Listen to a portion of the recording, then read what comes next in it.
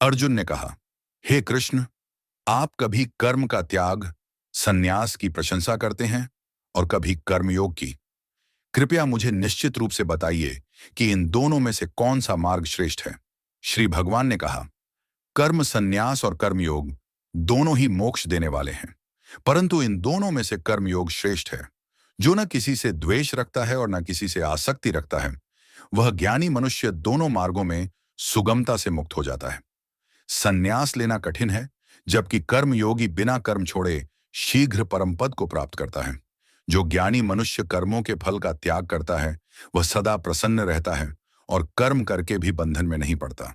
जो आत्मा से तृप्त है, आत्मा में ही संतुष्ट है और आत्मा में ही रमण करता है, उस ज्ञानी के लिए कोई कर्म नहीं रहता।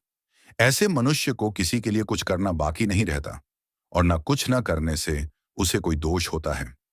जो कर्म फल की आसक्ति का त्याग करके केवल शरीर से आवश्यक कर्म करता है, वह पाप से नहीं बंधता।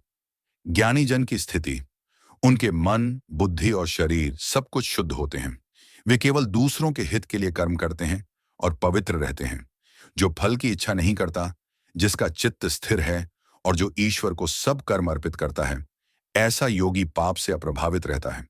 जो योगी सब कुछ ईश्वर को अर्पण करता है, वह सुख दुख, लाभ हानि, जय पराजय में समान रहता है। सन्यासी और कर्मयोगी में अंतर।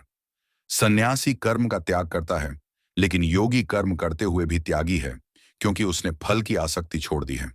जिसने मन और इंद्रियों पर नियंत्रण पा लिया है, जो आत्मा में स्थिर है, ऐसा योगी सर्वत्र संभव रखता है। जो परमात्मा को सर्वत्र देखता है और सब प्राणियों में उसी को देखता है, वह कभी भ्रमित नहीं होता।